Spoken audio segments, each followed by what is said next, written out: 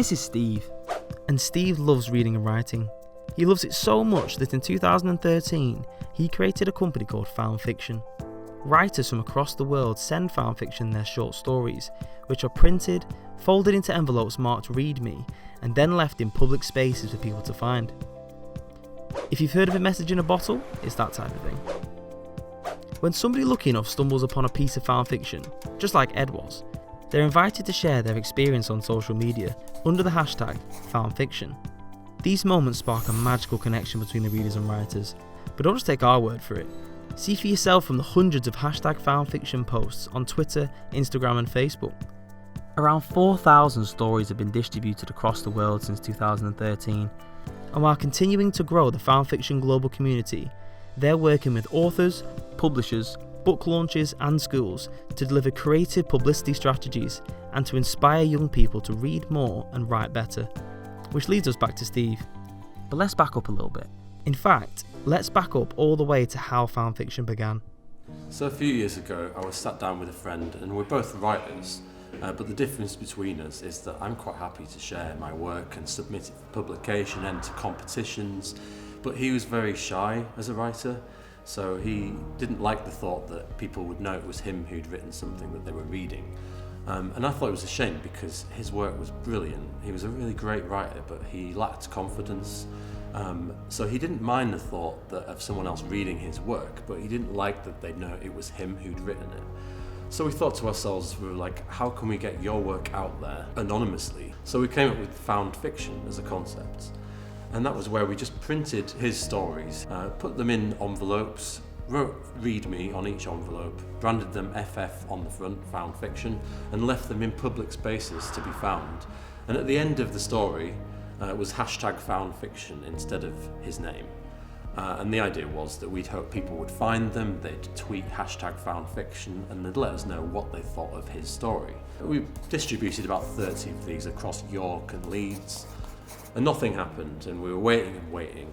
And then one day, we saw a tweet, someone had found one in Leeds Art Gallery, and we just thought it was the best thing ever because it worked, our experiment had worked, and they said that they really loved his story, they loved the concept of found fiction, can they get involved? And we thought, wow, what have we got here, what have we done here? It's amazing. We thought it was really beautiful as a concept. So we just kind of redoubled our efforts, and sure enough, more of them got found and shared on social media. And people started writing in and saying, can I send you a story to distribute? Can I distribute these stories for you? Hello everybody, greetings from Poland. My name is Marta, and from time to time I distribute found fiction envelopes. My found fiction story started a couple of years ago when I was visiting my friend in York. I wanted to buy something really British as a souvenir, which is why we went to the bookshop. I was browsing for the titles like forever. Finally, I came across the book with very interesting envelope inside with bloody double F letters on it. So it was truly destiny that I found a letter in one of thousands of books. I wanted to share the idea in Poland. The way I see it is that found fiction is a trial to bring the art of writing but also listening back. Hi. Hi. Hi, we're Becky and Lyra, mother and daughter. And that was Becky. And we really love giving out found fiction in our local park and by the river. Why do we do it, Lyra? We really enjoy sharing stories with other people. And we love it when people find them, don't we? Yeah, and they read them. Yeah, so we love sharing stories and we really enjoy it, and we'll be going back out this week to do some more. One thing that's been really great is the stories we've received around the stories that have been found. So for example, someone was waiting for a date to show up in a bar in York. She was just thumbing through the menu as you do when you're waiting for someone to show up, and this guy totally stood her up in the end. He didn't make the date, and she was there on her own at the bar, really miserable. But she said that when she was waiting, she was thumbing through the menu and a found fiction envelope fell out, and she read this story. She fled home and she was in, quote, a bubble of glee all night reading and writing fiction.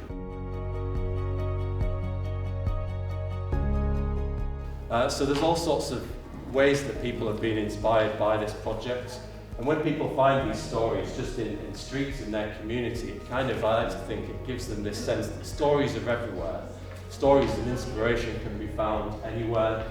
And I love that we're giving people that vision now with this project. Hi, this is Marta coming to you from Venice Beach in Los Angeles, California. I stumbled into this project last summer in a bookstore in Glasgow and absolutely fell in love with it.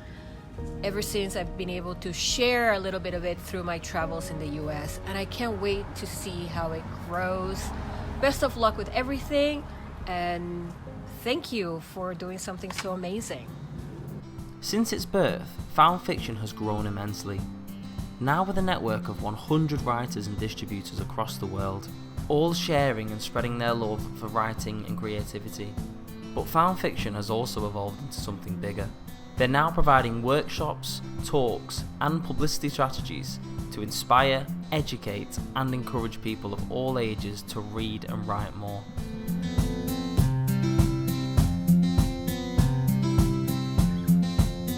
So we're here at the Science and Media Museum in Bradford for Bedtime Stories, an event that we're facilitating here. It's all about inspiring families to read and write together. We've got a few really exciting events happening today, so I'm just hosting the zine showcase inside the foyer where we've got our favourite zines that 9 Bradford schools have helped create. We've also got a found fanzine competition across the museum where people will be finding fanzines, taking selfies. Bradford obviously has a rich tradition of lots of different people from lots of different ethnicities, lots of different parts of the world, and literacy is obviously a challenge. Some of the schools here have 98% of the children speak English as a second language, which is a really, really big number. So we wanted to work with the schools to promote literacy, and not that it's just this boring, painful thing, handwriting, doing vocab, but the literacy stems into lots of things. It's creative writing, it's imagination, it can go into art, drama, all those different things, and that's what this event is about. Really excited to kind of give these vouchers away. They're books vouchers. This is all about celebrating reading and inspiring people to write and read as much as possible. It's really kind of nice to be sharing that inspiration, that passion that I have for it. So yeah, we're just waiting for everyone to gather here, and then we're going to give these out to the winners. And we are very lucky today to have Steve from Found Fiction. Give the away, Steve! Everybody say hi, Steve!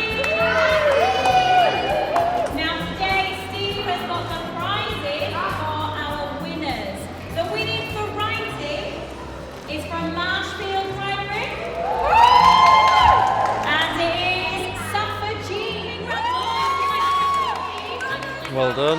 Hey, that was my favourite one. Well done. Thank you very much. There you are. We're exploring so many avenues now, and everything we do is bespoke. So we don't just have a way of doing things. We just kind of work with organisations and writers and publishers and festivals and venues to kind of come up with creative engagement stunts like we've seen at the festival here today. Just ways to capture people's imagination around literature, writing, reading and sharing. And we just want to bring innovation to the party. So some people write because they're good at it and it's a job. Some people write because it's their purpose in life. Why do you write? It comes from a necessity, really. I think it's a means of therapy. I think I walk through life feeling like, the kettle is boiling, if I can say. And that's when I need to spill my words on the page, and I call it letting the pen bleed. It's less of me doing the work and more of my subconscious spilling out everything that has been collected. When I was young, I wrote so that I could be heard without having to speak. I was quite a shy child and also an only child. I've started to write, to hold a mirror up to myself and see myself reflected back from the page. And it's quite an intimate thing to do, to lay out your feelings to the blank page. The very short answer is, I write because I have to. It's who I am. I want to kind of draw creativity out of people, out of everyday people. I feel like everyone's creative, everyone's been through experiences, therefore everyone's got stories to tell. And that's what the role of found fiction is now.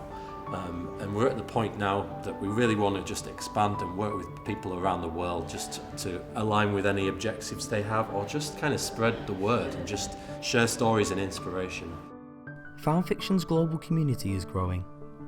More and more people are discovering and sharing their short stories, spreading inspiration, wonder and love for writing to everyone.